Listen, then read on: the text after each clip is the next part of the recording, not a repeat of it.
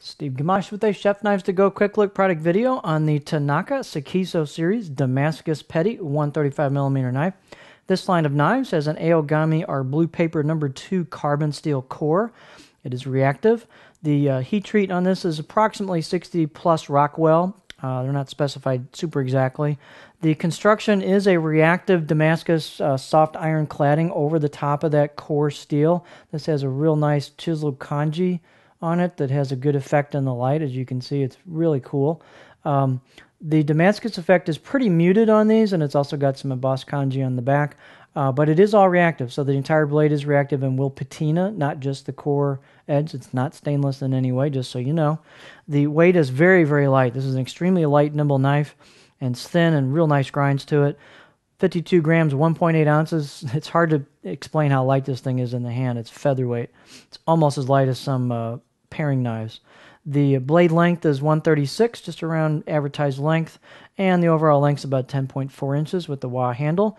The spine right above here is about 2 millimeter thick, and it thins out a little bit from there and then holds that and then thins out real nice with the grind of the knife and tapers off to a real skinny tip that performs really, really well. The height on this blade is pretty generous for a 135 at 30.6 millimeter, and these will all vary a little bit by knife.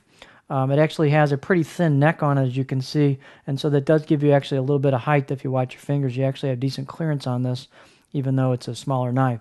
The handle's just real basic, D-shaped, right hand, kind of biased hoe wood handle with a plastic, or excuse me, I'm not plastic, buffalo horn ferrule, and they want to downgrade it. There's a little bit of a step here between the wood and the ferrule, but it's not a big deal. I don't have any problem with D-shaped handles, and I'm a lefty. I kind of rest my finger right there. It seems to work pretty good for me, so I wouldn't be scared off by a D handle.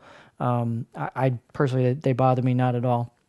The let's see, the balance point is right here in front of the bolster.